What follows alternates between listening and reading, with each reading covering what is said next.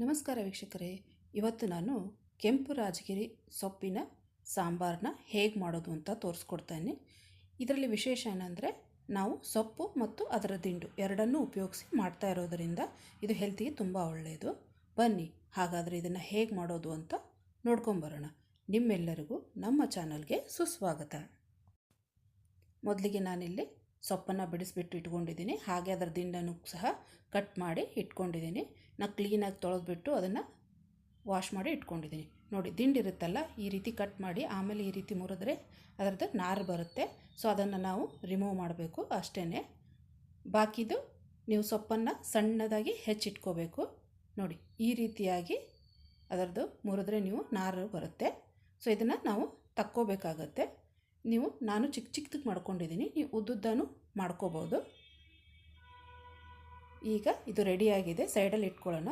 ಈಗ ಬೇಳೆನ ಬೇಯಿಸ್ಕೋಬೇಕು. ನಾನಿಲ್ಲಿ ಒಂದು 3/4 ಕಪ್ನಷ್ಟು ತೊಗರಿಬೇಳೆನ ಕುಕ್ಕರ್ಗೆ ಹಾಕ್ಕೊಂಡಿದ್ದೀನಿ. ಈಗೇನು ಮಾಡಬೇಕು, ಇದಕ್ಕೆ ನೀರು ಹಾಕಿ ಚೆನ್ನಾಗಿ ನಾವು ಒಂದು 3 ಸತಿ ಅದನ್ನು ವಾಶ್ ಮಾಡ್ಕೋಬೇಕು. ನಾನಿಲ್ಲಿ ಕೆಂಪು ರಾಜಗಿರಿ ಸೊಪ್ಪನ್ನು ಬಳಸಿಬಿಟ್ಟು ತೋರಿಸ್ತಾ ಇದ್ದೀನಿ. ನೀವು ಬೇಕಾದರೆ ನೀವು ಹಸಿರು ಸೊಪ್ಪು ಬರುತ್ತಲ್ವ, ಇದರಲ್ಲೇ ಅದನ್ನು ಬೇಕಾದರೂ ನೀವು ಉಪಯೋಗಿಸ್ಕೋಬೋದು. ನೋಡಿ, ಈಗ ನಾನು ಬೇಳೆ ತೊಳ್ಕೊಂಡಿದ್ದಾಗಿದೆ. ಈಗೇನು ಮಾಡೋಣ, ಇದಕ್ಕೆ ನಾನು 3 ಕಪ್ನಷ್ಟು ನೀರನ್ನ ಹಾಕೋತಾ ಇದ್ದೀನಿ. 3/4 ಕಪ್ ಬೇಳೆಗೆ ನಾನಿಲ್ಲಿ 3 ಕಪ್ನಷ್ಟು ನೀರನ್ನ ಹಾಕ್ಕೊಂಡಿದ್ದೀನಿ. ಈಗ ಇದಕ್ಕೆ ನಾನು 1 ಕಪ್ನಷ್ಟು ಸಣ್ಣಗೆ ಹೆಚ್ಚಿರುವಂಥ ಟೊಮೆಟೊನ ಹಾಕೋತಾ ಇದ್ದೀನಿ.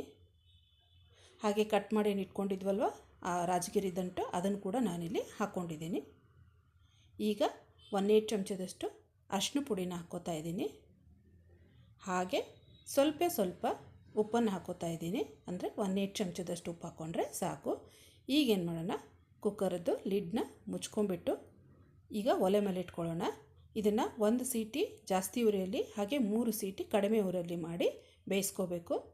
ಈ ಕಡೆ ನಾನಿಲ್ಲಿ ಒಂದು 1/4 ಕಪ್ ನೀರಿಗೆ ಸ್ವಲ್ಪ ಹುಣಸೆಹಣ್ಣು ಹಾಕಿ ನೆನೆಯೋಕೆ ಬಿಟ್ಟಿದ್ದೀನಿ.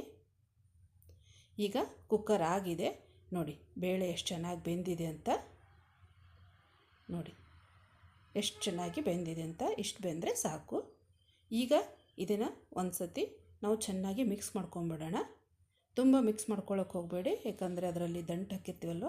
ನೋಡಿ, ದಂಟು ಎಷ್ಟು ಚೆನ್ನಾಗಿ ಬೆಂದಿದೆ ಅಂತ. ಈಗ ನಾನು ಒಂದು ಪ್ಯಾನ್ಗೆ 2 ಟೇಬಲ್ ಸ್ಪೂನಷ್ಟು ಎಣ್ಣೆನ ಹಾಕೋತಾ ಇದ್ದೀನಿ.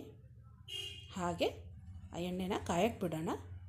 ಕಾಯ್ತು ಅಂದರೆ ಮುಂದೆ 1 ಚಮಚ ಅದಕ್ಕೆ ನಾನಿಲ್ಲಿ ಸಾಸಿವೆನ ಹಾಕೋತಾ ಇದ್ದೀನಿ. ಈಗ ಸಾಸಿವೆ ಚಟಪಟ ಅನ್ನಬೇಕು. ನೋಡಿ, ಚಟಪಟ ಅಂದಿದೆ. ಈಗೇನು ಮಾಡೋಣ, ಇದಕ್ಕೆ 1/4 ಚಮಚದಷ್ಟು ನಾನಿಲ್ಲಿ ಜೀರಿಗೆನ ಹಾಕ್ಕೊಂಡಿದ್ದೀನಿ. ಹಾಗೆ ಒಂದು ಸ್ವಲ್ಪ ನಾನಿಲ್ಲಿ ಕರ್ಬೇವಿನ ಸೊಪ್ಪನ್ನ ಹಾಕ್ಕೊಂಡಿದ್ದೀನಿ. ಈಗ ಇದಕ್ಕೆ ಸಣ್ಣಗೆ ಹೆಚ್ಕೊಂಡಿರುವಂಥ ಈರುಳ್ಳಿನ ಹಾಕ್ಕೊಳ್ಳೋಣ. 3/4 ಕಪ್ನಷ್ಟು ನಾನಿಲ್ಲಿ ಯೂಸ್ ಮಾಡಿದ್ದೀನಿ. ಈಗ ಇದನ್ನು ನಾವು ಚೆನ್ನಾಗಿ ಫ್ರೈ ಮಾಡ್ಕೋಬೇಕು. ಫ್ರೈನ ಎಲ್ಲಿವರೆಗೂ ಮಾಡ್ಕೋಬೇಕು ಅಂದರೆ ಈರುಳ್ಳಿ ಸಾಫ್ಟ್ ಆಗಬೇಕು, ಅಲ್ಲಿವರೆಗೂ ನಾವು ಇದನ್ನು ಫ್ರೈ ಮಾಡ್ಕೋಬೇಕಾಗುತ್ತೆ. ಸೊ ಈಗ ಈರುಳ್ಳಿ ಚೆನ್ನಾಗಿ ಫ್ರೈ ಆಗಿದೆ. ಈಗೇನು ಮಾಡೋಣ, ಕೆಂಪು ರಾಜಗಿರಿ ಸೊಪ್ಪು ಇರುತ್ತಲ್ಲ, ಅದನ್ನು ಸಣ್ಣದಾಗಿ ಹೆಚ್ಚಿಬಿಟ್ಟು ಇದಕ್ಕೆ ಹಾಕ್ಕೋಬೇಕು. ಈಗ ಹಾಕ್ಕೊಂಡ್ಮೇಲೆ ಇದನ್ನು ಚೆನ್ನಾಗಿ ನಾವು ಫ್ರೈ ಮಾಡ್ಕೋಬೇಕು. ಒಂದು 3ರಿಂದ 4 ನಿಮಿಷ ಆದರೂ ನಾವು ಚೆನ್ನಾಗಿ ಫ್ರೈ ಮಾಡ್ಕೋಬೇಕು. ಅಂದರೆ ಅದರದ್ದು ಹಸಿ ವಾಸನೆ ಏನಿರುತ್ತಲ್ವ ಅದು ಹೋಗಲಿ ಅಂತ ಅಷ್ಟೇ. ಅಲ್ಲಿವರೆಗೂ ಅದನ್ನು ಫ್ರೈ ಮಾಡಿಕೊಂಡ್ರೆ ಆಯಿತು. ಸೊ ಈಗ ಚೆನ್ನಾಗಿ ಫ್ರೈ ಆಗಿದೆ. ಈಗೇನು ಮುಂಚೆನೇ ನಾವು ಬೇಳೆ ಬೇಯಿಸ್ಕೊಂಡಿರ್ತೀವಲ್ವ ಅದನ್ನು ಇದಕ್ಕೆ ಹಾಕ್ಕೊಳ್ಳೋಣ. ಹಾಗೆ ಇದ್ರ ಜೊತೆಗೆ ನಾನು 1/4 ಕಪ್ನಷ್ಟು ನೀರನ್ನ ಕುಕ್ಕರ್ ಹಾಕಿಬಿಟ್ಟು ಮತ್ತೆ ಹಾಕ್ಕೊಂಡಿದ್ದೀನಿ. ಈಗ ಚೆನ್ನಾಗಿ ಇದನ್ನು ಮಿಕ್ಸ್ ಮಾಡ್ಕೊಳ್ಳೋಣ. ಇದು ಗಟ್ಟಿಯಾಗಿದೆ. ಸೊ ಅದಕ್ಕೋಸ್ಕರ ನಾನು ಏನು ಮಾಡ್ತಾಯಿದ್ದೀನಿ, ಮತ್ತೆ 1 ಕಪ್ನಷ್ಟು ನೀರನ್ನು ಹಾಕೋತಾ ಇದ್ದೀನಿ.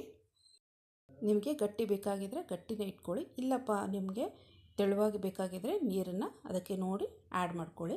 ಈಗೇನು ಮಾಡ್ತಾಯಿದ್ದೀನಿ, ನಾನಿಲ್ಲಿ ಹುಣಸೆಹಣ್ಣನ್ನು ನೆನೆಯಕ್ಕೆ ಬಿಟ್ಟಿದ್ವಲ್ವ ಅದನ್ನು ಚೆನ್ನಾಗಿ ಸ್ಕ್ವೀಸ್ ಮಾಡಿಬಿಟ್ಟು ನಾನು ಅದರದ್ದು ರಸ ತಕ್ಕೊಂಡಿದ್ದೀನಿ. ಈಗ ಅದನ್ನು ಇದಕ್ಕೆ ಹಾಕೋತಾ ಇದ್ದೀನಿ.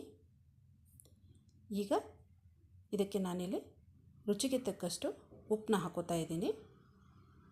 ನಾನಿಲ್ಲಿ ಒಂದು 2.5 ಚಮಚದಷ್ಟು ಉಪ್ಪನ್ನ ನಾನಿಲ್ಲಿ ಯೂಸ್ ಮಾಡಿದ್ದೀನಿ.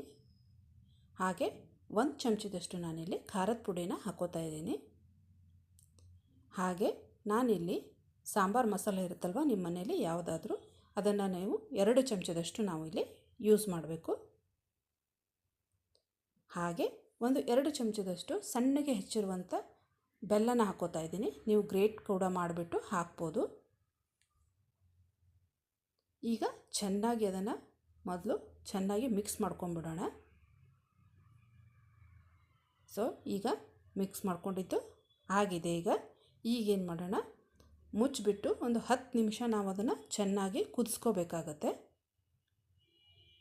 ಸೊ ಈಗೇನು ಮಾಡೋಣ, ನಾವು 10 ನಿಮಿಷ ಆಗೋಕ್ಕೆ ಮುಂಚೆನೇ ಮಧ್ಯ ಮಧ್ಯದಲ್ಲಿ ಅದನ್ನು ತೆಗೆದುಬಿಟ್ಟು ಒಂದು ಸತಿ ಅದನ್ನು ಚೆನ್ನಾಗಿ ನಾವು ಕೈ ಆಡಿಸ್ಕೋಬೇಕಾಗತ್ತೆ. ಸೊ ನಾನಿಲ್ಲಿ ಮಧ್ಯದಲ್ಲೇ ಚೆನ್ನಾಗಿ ಕೈ ಆಡಿಸ್ಕೊಂಡಿದ್ದೀನಿ ತೆಗೆದುಬಿಟ್ಟು.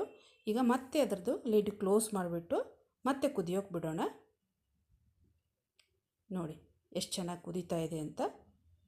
ಈಗೇನಾಗಿದೆ, 10 ನಿಮಿಷ ಆಗಿದೆ ಈಗ ಅದು ಕುದೀತಾ ಇದ್ದು. ಸೊ ಈಗ ಲಿಡ್ನ ತೆಗಿತಾ ಇದ್ದೀನಿ. ಈಗ ಅದನ್ನು ಚೆನ್ನಾಗಿ ನಾವು ಮಿಕ್ಸ್ ಮಾಡ್ಕೋಬೇಕು. ನೋಡಿ ಎಷ್ಟು ಚೆನ್ನಾಗಿ ಸಾಂಬಾರು ರೆಡಿಯಾಗಿದೆ ಅಂತ. ನೋಡಿ ಎಷ್ಟು ಚೆನ್ನಾಗಿ ರೆಡಿಯಾಗಿದೆ ಅಂತ.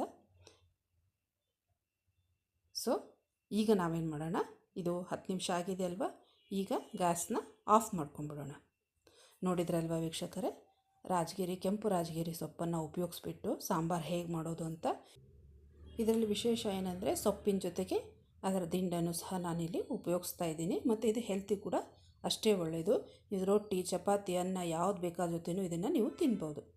ಒಮ್ಮೆ ಈ ರೆಸಿಪಿನ ಟ್ರೈ ಮಾಡಿ ನೋಡಿ. ಈ ರೆಸಿಪಿ ನಿಮಗೆ ಇಷ್ಟ ಆಗಿದ್ದರೆ ಲೈಕ್ ಮಾಡಿ, ಹಾಗೆ ನಮ್ಮ ಚಾನಲನ್ನು ಸಬ್ಸ್ಕ್ರೈಬ್ ಮಾಡೋದನ್ನು ಮಾತ್ರ ಮರಿಬೇಡಿ. ಮುಂದಿನ ಒಂದು ಹೊಸ ರೆಸಿಪಿಯೊಂದಿಗೆ ಮತ್ತೆ ನಾನು ನಿಮ್ಮನ್ನು ಭೇಟಿಯಾಗ್ತೀನಿ. ಧನ್ಯವಾದಗಳು. Thank you for watching.